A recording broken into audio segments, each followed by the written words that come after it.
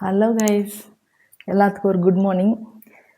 இன்றைக்கி என்னன்னு சொல்லி பார்த்தீங்கன்னாக்கா, சரி இன்றைக்கி எப்போவுமே கொஞ்சம் நேரத்தில் எழுந்திருப்பேன். இன்றைக்கி வந்து பார்த்தீங்கன்னாக்கா ஒரு 1 ஹவரே லேட் ஆகிடுச்சு. ஏன்னா வெயில் வீட்டுக்குள்ளே வரலையா, சரி ஓகே இன்னும் டைம் ஆகலை அப்படின்னு சொல்லிட்டுன்னு படுத்துருந்தேன். அப்போ எழுந்திரிச்சு பார்க்குறேன், பார்த்தா மணி 8 ஆகிடுச்சு. சரி ஓகே, அப்போ வந்து சாப்பாடு சாம்பார் இதெல்லாம் வச்சிட்ருக்க முடியாது. ஓகே சிம்பிளாக ஏதாவது ஒன்று செய்யலாம் அப்படின்னு சொல்லிட்டுன்ட்டு சரி என்ன செய்யலான்னு பார்த்தா கேரட் பீன்ஸ் இருந்தது. ஓகே கேரட் பீன்ஸ் போட்டு சும்மா ஒரு வெஜிடபிள் பிரியாணி மாதிரி பண்ணிடலாம் அப்படின்னு சொல்லிட்டு டிசைட் பண்ணியிருக்கேன். நீங்கள் எல்லாம் எப்படி பிரியாணி செய்வீங்கன்னு சொல்லி எனக்கு தெரியாது. எனக்கு தெரிஞ்ச அளவுக்கு நான் ஏதோ செய்வேன். நான் ரொம்ப பெருசாவெல்லாம் செய்ய மாட்டேங்க. சும்மா சிம்பிளாக சாதாரணமாக நான் சாப்பிட்ற மாதிரி இருக்கும், குறை சொல்கிற மாதிரி இருக்காது, சாப்பிட்ற மாதிரி இருக்கும். ஓகே இன்றைக்கி வந்து பிரியாணி செய்யலாம் அப்படின்னு சொல்லிட்டு தான் சரி, அதுவும் உங்களை பார்த்துட்டே அப்படியே செஞ்சால் பிரியாணி வந்து இன்னும் கொஞ்சம் டேஸ்ட்டாக இருக்கும் அப்படின்ற மாதிரி என் மனசு சொல்லிச்சு. நம்ம தனியாக ஒரு வேலை செய்கிறத விட வந்து பார்த்திங்கன்னாக்கா ஒருத்தவங்கள்ட்ட பேசிகிட்டே வந்து பண்ணும்போது அந்த ஒர்க்கும் சீக்கிரமாக முடியும், நம்மளுக்கு கொஞ்சம் சாட்டிஸ்ஃபிகேஷனாகவும் இருக்கும். ஸோ பிரியாணி கொஞ்சம் டேஸ்ட்டாக இருக்கும். அதனால் வாங்க நான் எப்படி பிரியாணி செய்கிறேன்னு சொல்லிட்டு காட்டுறேன். ஓகே, இப்போ எண்ணெய் ஊற்றிட்டு அதுக்கப்புறம் வந்து பார்த்திங்கனாக்கா இந்த பட்டை கிராம்பு ஏலக்காய் இருக்குது இல்லையா, அது வந்து போட்டுக்கிறேன். அதுக்கப்புறம் பிரிஞ்சி இலை போட்டுக்கிறேன்.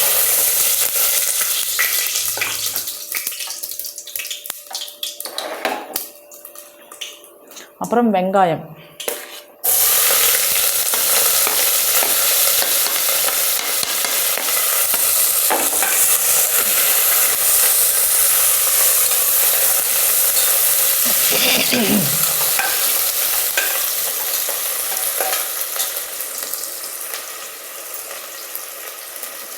அது எண்ணெயில் வெங்காயம் போடும் பொழுது அப்படியே மேலே தெரிக்கும் இல்லையா, அது வந்து என்ன பண்ணணுன்னாக்கா என்றைக்குமே கிச்சன் நம்ம வந்து சுத்தமாக வச்சுக்கணுன்னா ஒரு வேலை பண்ணும் பொழுதே வந்து பார்த்தீங்கன்னா டக்குன்னு முடிச்சுக்கணும். எல்லா வேலையும் முடிச்சுட்டு அதுக்கப்புறம் பொறுமையாக எடுத்து வைக்கலாம் அப்படின்னு சொல்லி சொன்னாக்கா நம்மளுக்கு வந்து கண்டிப்பாக ஒர்க் லோடு தான் ஜாஸ்தியாகும். இன்னொன்று என்ன அப்படின்னு சொல்லி சொன்னீங்கன்னாக்கா அந்த எண்ணெய் பீஸ்க்கு வந்து அப்படியே வந்து ஒட்டிடும். அதனால் எப்போவுமே ஒரு விஷயம் தெரிஞ்சுக்கோங்க, கிச்சனில் வந்து நம்ம என்ன வேலை செஞ்சாலும் கைக்கு அப்படியே முடிக்கிறது அப்போ தாட்டி விட்டே இருக்கணும். ஒரு இஞ்சி பூண்டு பேஸ்ட்டே ஒரு குண்டாண்டில் அரைச்சி வைக்கிறோம் அப்படின்னா முடிச்சுட்டு டக்குன்னு அங்கே வைக்கக்கூடாது. முடிச்சோன்னா அழகாக சிம்மில் வச்சுட்டு பைப் இருக்குது டக்குன்னு கழுவி செல்ஃபில் கவுத்திடணும். அப்போது ஜலதாரில் நம்மளுக்கு எப்போவுமே பாத்திரமே இருக்காது. இல்லைனாக்கா அந்த பாத்திரம் விளக்கு நம்ம சமையல் பண்ணுறத விட இந்த பாத்திரம் விளக்குற வேலை இருக்குது பார்த்தீங்களா, அதுதான் நம்மளுக்கு வந்து கொஞ்சம் கடுப்பாகும். இப்போ இஞ்சி பூண்டு போட்டுக்கிறேன். அதனால் எப்போவுமே நான் என்ன பண்ணுவேன்னாக்கா ஒர்க் லோடு அதிகமாக இருக்கக்கூடாது அப்படின்னு நினைக்கிறனால ஒரு வேலையை வந்து செஞ்சேன் அப்படின்னாக்கா அந்த வேலை வந்து முடியறதுக்குள்ளே வந்து பார்த்திங்கனாக்கா இங்கே என்னென்ன எடுக்கிறேன்னா அது முடிக்கிறேன்னா அப்போ டக்குன்னு அந்தந்த இடத்துல வச்சுருவேன். அதே ஒரு குண்டாவோ ஒரு தட்டோ ஏதாவது ஒன்று எடுத்தேன் அப்படின்னு சொல்லி சொன்னாக்கா டக்குன்னு அப்பயே வந்து வாஷ் பண்ணி அப்படி செல்ஃபில் வச்சுருவேன். பாத்திரம் கழுவுறதுக்குன்னு தனியாக நான் வந்து ஒரு டைம் வந்து ஸ்பெண்ட் பண்ண மாட்டேன். அதனால் நான் என்ன வேலை செஞ்சாலும் கொஞ்சம் ஃபாஸ்ட்டாக டக்குன்னு கொஞ்சம் குயிக்காக வந்து முடிச்சிடுவேன். ஸோ நீங்களும் இதே வந்து ஃபாலோ பண்ணிக்கோங்க. ஏன்னா நம்மளுக்கு வந்து பார்த்திங்கனாக்கா ரெஸ்ட்டுன்றது நம்மளுக்கு இருக்கவே இருக்காது. ஏன்னா நம்ம தான் பொம்பளை பிள்ளைய பிறந்துட்டோம்ல. அடுத்து கொஞ்சம் மஞ்சத்தூள்,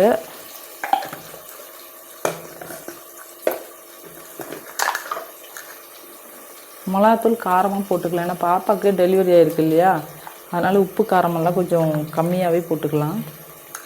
மிளகாத்தூள் போட்டாச்சு. அப்புறம் அது ரெண்டையும் எடுத்து டக்குன்னு செல்ஃபில் அப்படி வச்சிடணும். அந்த வேலை முடிஞ்சிட்டா அடுத்து என்ன பண்ணணும், பிரியாணி மசாலா சும்மா கொஞ்சமாக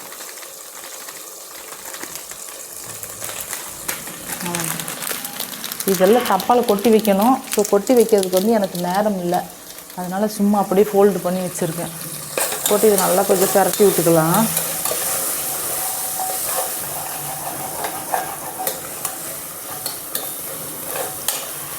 இதுலேயே கொஞ்சம் இந்த காளான் போட்டால் இன்னும் உங்களுக்கு கொஞ்சம் டேஸ்ட் வரும். இப்போ காளான் போய் வாங்கிட்டு வர்றதுக்கு எனக்கு நேரம் இல்லை, வெறும் சும்மா கேரட் பீன்ஸ் மட்டும் போட்டு அப்படியே பண்ணலான்னு சொல்லிட்டு அடுத்து தக்காளி போட்டுக்கிறேன்.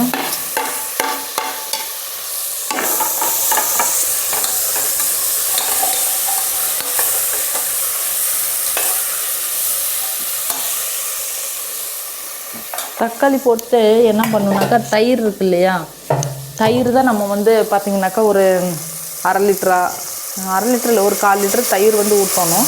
நான் வந்து தயிர் ஊற்ற மாட்டேன்.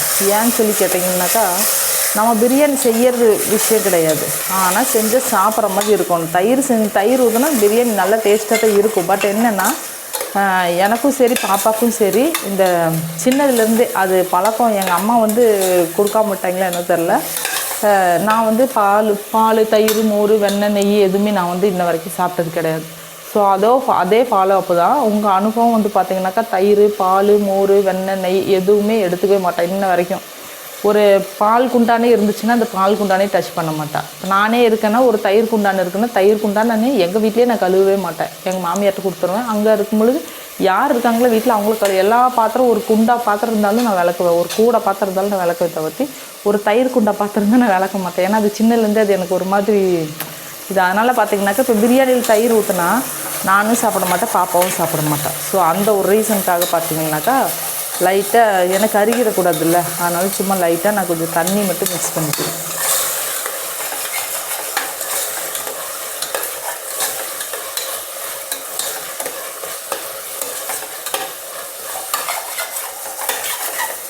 நான் செய்கிற மாதிரியே செஞ்சு பாருங்கள். இது சிம்பிள் தான், பெருசாக நம்ம ஒன்றும் கிடையாது. புதுசாக ஏதாவது கடையில் போய் வாங்கிட்டு வந்து அதை போட்டு இதை போட்டு பண்ணணுன்றது கிடையாது.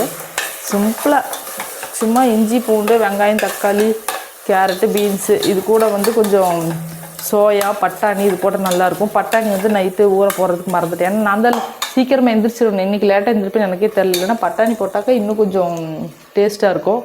அதுக்கப்புறம் கேரட்டு பீன்ஸ் வச்சுருக்கேன், கேரட்டு பீன்ஸ் கழுவி வச்சுருக்கேன். இதில் வந்து பார்த்திங்கனாக்கா தக்காளி நல்லா இதாகிடுச்சு, அதனால் ஸோ கேரட்டு பீன்ஸ் வந்து போட்டுக்கிறேன்.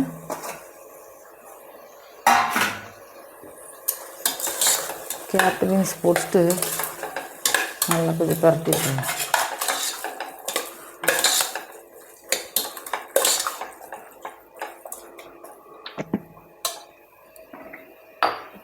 கேரட்டு பீன்ஸ் போட்டுட்டு கொஞ்சம் உப்பு போட்டுக்கலாம். கொஞ்சம் உப்பு கொஞ்சமாக இப்போதைக்கு வேகிறதுக்கு போட்டுக்கலாம். அதுக்கப்புறம் தண்ணியெல்லாம் வச்சுட்டு கடைசியில் எவ்வளோ அப்படின்றது அளவு பார்த்துட்டு போட்டுக்கலாம்.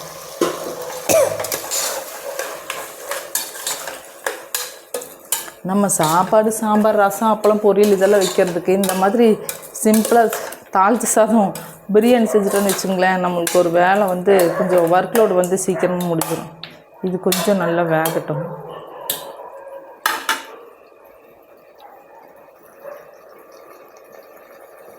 லெமன் இருந்தால் கொட்டையை எடுத்துகிட்டு, ஏன்னா திடீர்னு பிரியாணி சாப்பிடும்போது அந்த கொட்டை வாயில் படுத்துன்னா கசப்படிக்கும். அதனால் கொட்டையை வந்து ரிமூவ் பண்ணிவிடுங்க. பண்ணிவிட்டு லைட்டாக ஒரு லெமன் வந்து புழிஞ்சு விட்டுக்கலாம்.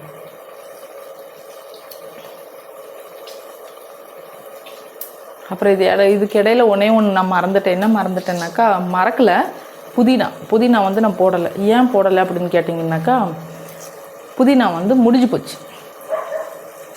ஸோ இருக்கிறத வச்சு தான் செய்யணும். அதுக்காக புதினாக்காண்டி இன்னைக்கு தனியாக நான் வந்து கடைக்கு ஓடணும் அப்படின்னாக்கா அந்த நேரத்தில் வந்து பபுள் வந்து முழிச்சுப்பான்.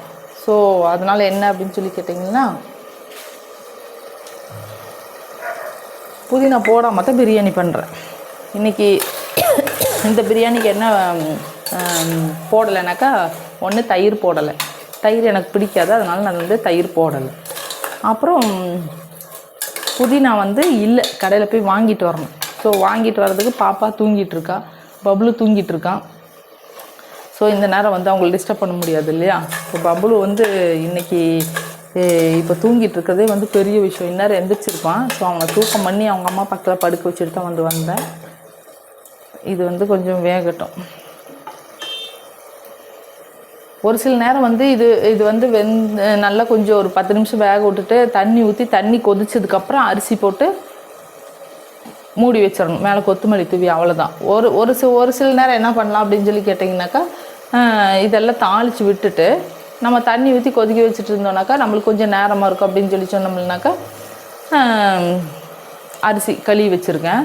ஸோ இது வந்து அப்படியே வந்து ஊற்றிக்கலாம்.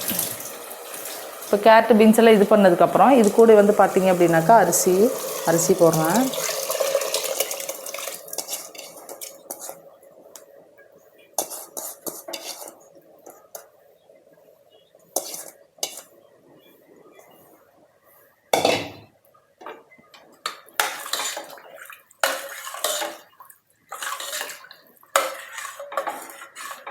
இந்த அரிசி போட்டு கலக்கி வச்சா கலக்கணுன்னு பார்த்தீங்கன்னாக்கா கொத்தமல்லி,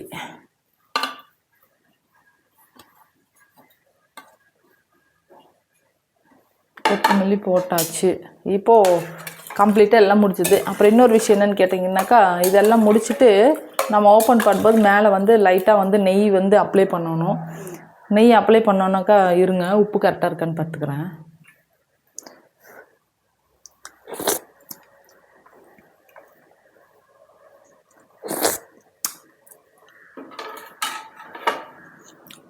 சூப்பராக இருக்குது, தரமாக இருக்குது, எனக்கு பிடிச்சிருக்கு. டேஸ்ட் வந்து இப்போயே நல்லா தெரியுது. ஏன்னா மேலே லெமன் புளிஞ்சு விட்ருக்கனால.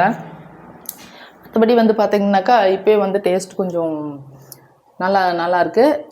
இது வந்து இப்போது முடிக்கிற வரைக்கும் வந்து பார்த்திங்கனாக்கா முடிச்சுட்டு இப்போ சாதம் வந்து ஓப்பன் பண்ணி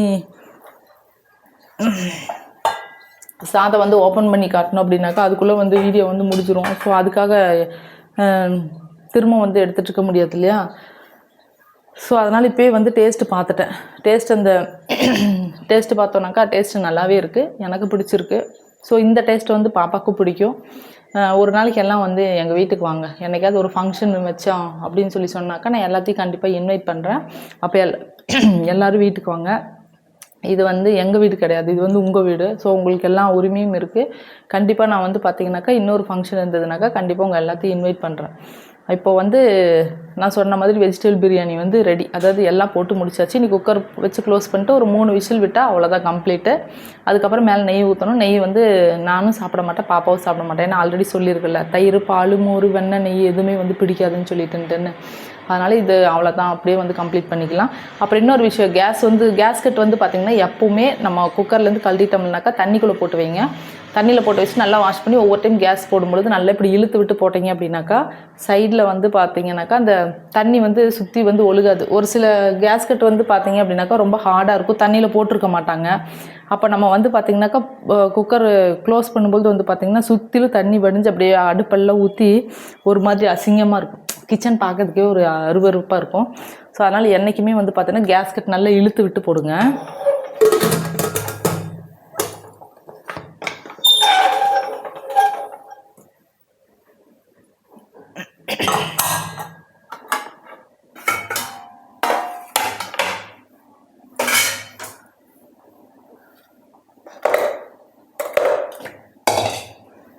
அவ்வளோதான், எல்லாம் கம்ப்ளீட்டு முடிஞ்சது. இப்போது அருமையான பிரியாணி ரெடி ஆகிட்டுருக்கு. 3 விசில் வந்தோன்னா ஆஃப் பண்ணிடலாம். என்ன இந்த பிரியாணி வந்து உங்களுக்கு கொடுக்கத்தான் முடியலையான்னு சொல்லி கேட்டிங்கன்னா, எல்லாம் வீட்டு பக்கத்தில் இருந்தீங்க அப்படின்னாக்கா ஆளுக்கு ஒவ்வொரு வாய் வாங்க எல்லாம் கூட்டாஞ்சோறு சாப்பிட்லான்னு சொல்லிட்டு ஆளுக்கு ஒவ்வொரு வாய் பிணைச்சி கொடுத்துருவேன். ஸோ எல்லோரும் எங்கெங்கே இருக்கீங்க என்ன ஏதுன்னு சொல்லி தெரியாது. கண்டிப்பாக நம்ம ஒரு நாளைக்கு மீட் பண்ணுவோம். மெயின் ரீசன் என்னன்னாக்கா, எனக்கு ரொம்ப சப்போர்ட் பண்ணுறீங்க எல்லா நல்ல உள்ளங்களும். உங்கள் எல்லா நல்ல உள்ளத்துக்கும் என்னோட ரொம்ப நன்றி. தொடர்ந்து எனக்கு சப்போர்ட் பண்ணுங்கள், ஆதரவு கொடுங்க. ஏன்னா நிறைய மக்கள் இன்றைக்கி வந்து பார்த்திங்கனாக்கா அவங்களோட மிடில் கிளாஸ்லேருந்து கொஞ்சம் நல்லா வளர்ந்து வந்திருக்காங்க அப்படின்னாக்கா அது எல்லாம் உங்கள் ஒவ்வொருத்தரோட லைக்கு, கமெண்ட், ஷேர் தான். ஸோ எல்லாத்துக்கும் அவ்வளோ ஹெல்ப் பண்ணியிருக்கீங்க. ஸோ உங்களில் ஒருத்தி நான், எனக்கும் அந்த மாதிரி ஹெல்ப் பண்ணி என்னை கொஞ்சம் மோட்டிவேட் பண்ணி அப்படியே கொஞ்சம் மேலே கொண்டு வாங்க. நீங்கள் கொண்டு வருவீங்கன்னு சொல்லி நான் நம்புகிறேன். ஸோ எனக்காக டைம் ஸ்பெண்ட் பண்ணி இவ்வளோ நேரம் என்னோடய வீடியோ பார்த்த எல்லா நல்ல உள்ளத்துக்கும் என் மனமார்ந்த நன்றி தெரிவித்து கொண்டு உங்களிடமிருந்து விடை பெறுகிறேன். மீண்டும் அடுத்த வீடியோவில் சந்திப்போம். பாய் செல்லக்குட்டீஸ்.